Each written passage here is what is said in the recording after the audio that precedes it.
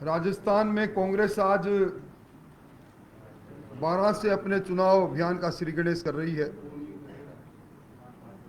और इस श्री गणेश के अंदर उनके राष्ट्रीय अध्यक्ष मल्लिकार्जुन जी खड़गे वो उपस्थित हैं। राजस्थान के मुख्यमंत्री और राजस्थान विधानसभा के स्पीकर भी उपस्थित हैं। ये तीनों किरदार वो हैं जो सितंबर के अंदर जब खड़गे साहब आए थे तब खड़गे साहब विधायकों का इंतजार करते रहे, विधायक नाराज रहे और अपना त्यागपत्र लेकर विधानसभा अध्यक्ष जी के पास चले गए। त्यागपत्र स्वैच्छिक था या नहीं उसका आज भी फैसला उच्च न्यायालय में लंबित है। आज ये तीनों किरदार वहां उपस्थित थे और जिस मुद्दे को लेकर ईआरसीपी के मुद्दे को लेकर इन्होंने अपने चुनाव अभियान का श्री गणेश किया है, उस मुद्दे का आधार लोगों को गुमराह करने के बाद साथ साथ असत्य पर टिका है। राज्यपाल का अभिभाषण सबसे संसदीय लोकतंत्र में सबसे पवित्र दस्तावेज के रूप में माना जाता है। इस बार जो 23 जनवरी 2023 को महामहिम राज्यपाल का अभिभाषण विधानसभा में पढ़ा गया, उसके पैरा 170 के अंदर इन्होंने ये कहा कि 2051 में ये ईआरसीपी के प्रोजेक्ट को पूरा करेंगे। यानी जिस ईआरसीपी को लेकर आज राजस्थान के अंदर कांग्रेस प्रचार प्रसार अपना अभियान प्रारंभ कर रहे हैं, वो महामहिम राज्यपाल के मुख से कहलाते हैं विधानसभा में हम 2051 को पूरा करेंगे इसको। और 2021-22 के बजट में इन्होंने कहा कि हम 37,000 करोड़ रुपए ईआरसीपी को बनाने में बजटीय प्रावधान किया है हमने। इनकी सरकार ईआरसीपी का मुद्दा 2019 से लेकर अब तक मुख्यमंत्री जी हर बजट में हर समय उठाते रहे। किसने मना किया इनको? जब उन्होंने कहा हम अपने संसाधनों से इसको पूरा करेंगे तो पूरा क्यों नहीं किया? इस ईआरसीपी पर सबसे पहला ऐतराज जिन मध्य प्रदेश के मुख्यमंत्री कमलनाथ जी ने किया वाटर इंडिपेंडेबिलिटी को लेकर, और मुख्यमंत्री जी कह रहे हैं 16 राष्ट्रीय परियोजना है। वो 16 राष्ट्रीय परियोजना उसको साफ गोई से बताना चाहिए कि उनके मापदंड और मानदंड क्या वो नहीं है जिन्हें उनकी खुद की सरकार ने प्लानिंग कमीशन ने बनाए थे। उन मापदंडों के आधार पर, उन्हीं के बनाए मापदंडों के आधार पर क्या ईआरसीपी खरी उतरी गई?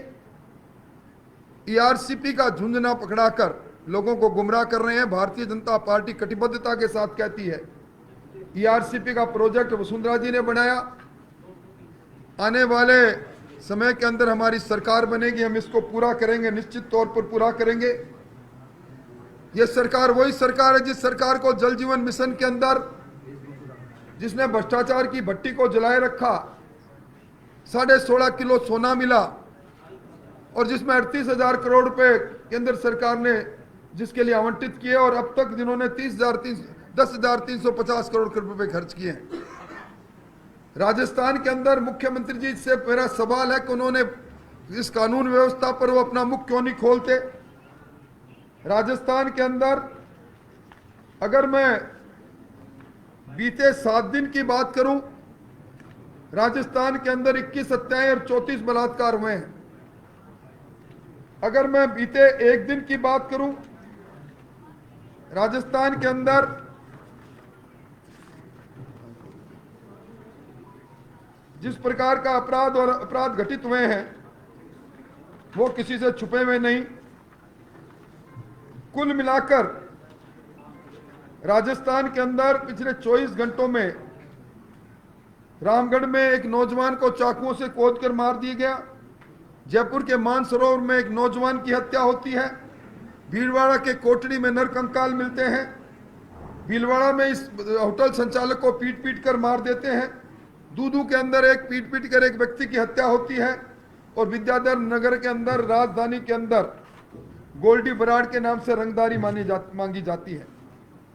आज हालत यह है कि राजस्थान के अंदर 6 महीने के अंदर जो 1,24,798 अपराध दर्ज हुए हैं, उनमें चालान सिर्फ 33,261 का हुआ है। अपराध और अपराधी दोनों भयमुक्त है। और अब आचार संहिता लगी, सचिवालय के दरवाजे आचार संहिता की रात को खुले रहे। आनंद फानन के अंदर आरपीएससी में 3 लोगों को नामजद किया। संवैधानिक संस्था में नामजद करने के बाद एक सदस्य का नाम लेकर मुख्यमंत्री जी कहते हैं मुझसे गलती हो गई। तो क्या बाबूलाल कटारा जिनको उन्होंने नामजद किया था, जो खुद पेपर चोर करते पकड़ा गया, वो गलती नहीं थी? उसके लिए कौन माफ करेगा इनको? मुख्यमंत्री जी कहते हैं, अब आज भी सभा में कहा कि मेरे 7 करोड़ 56 लाख गारंटी कार्ड है। उन गारंटी कार्ड पर उनकी तस्वीर भी है। वही गारंटी कार्ड इस सरकार की जाने की गारंटी बनेंगे।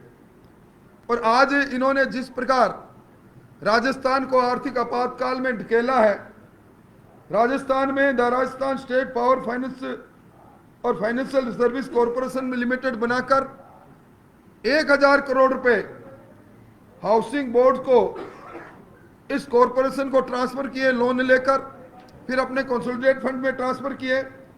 रिको से 1,000 करोड़ रुपए और 1,500 करोड़ रुपए इन्होंने आरटीडीसी से लिए। आज हालत यह है, जिस ओपीएस की दुहाई सरकार देती है, उसकी ब्रांड एम्बेसडर जिस टीचर राजकुमारी जैन का नाम इन्होंने फोटो छापा, वो भी कहती है मुझे भी ओपीएस का लाभ नहीं मिला। सरकार नए जिलों की घोषणा करती है, सुजानगढ़, मालपुरा, कुचामन का नोटिफिकेशन तक जारी नहीं हो पाता। 19 दूसरे जिलों के अंदर जिला निर्वाचन अधिकारी उन जिलों के नहीं, पुराने जिलों के लिए इसलिए बनाए जाते हैं कि जिले के अंदर जो आधारभूत संरचनाएं होनी थी वो नहीं की। और कुल मिला के इस सरकार ने राजस्थान को आर्थिक आपातकाल की ओर ढकेल दिया। जीएसडीपी का 41% लोन ले लिया। और ये अब अपने अपराध जो इन्होंने खुद ने किया, जिस प्रकार की घोषणा की, उससे बचने के लिए लोगों को गुमराह करने की कोशिश कर रहे हैं। राजस्थान को पूर्णकालिक गृह मंत्री इसलिए नहीं मिला कि मुख्यमंत्री जी को अपने ही साथियों के निगरानी रखने के लिए पुलिस का बेजा इस्तेमाल करना था। मोटे तौर पर मैं कह सकता हूं कि आज भी राजस्थान में अपराध और अपराधी दोनों बेकाबू है। और राजस्थान की सपनों की सौदागर सरकार सपने बेचने में लगी है। मुख्यमंत्री जी कहते हैं कि ये कुर्सी मुझे छोड़ती नहीं, और इनके राष्ट्रीय महासचिव कहते हैं कि हम बिना चेहरा इस बार चुनाव मैदान में हैं। ये सारे सवाल इस बात को सिद्ध करते हैं कि आपाधापी का वातावरण बना है और इस सरकार की विदाई का समय है।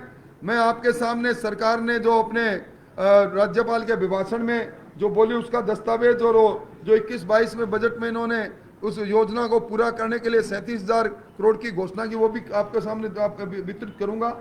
कुल मिला के इन 2 विषयों पर मुझे आपसे बात करनी थी। अब आपका कोई सवाल हो तो मैं उसका जवाब देने के लिए तैयार हूं।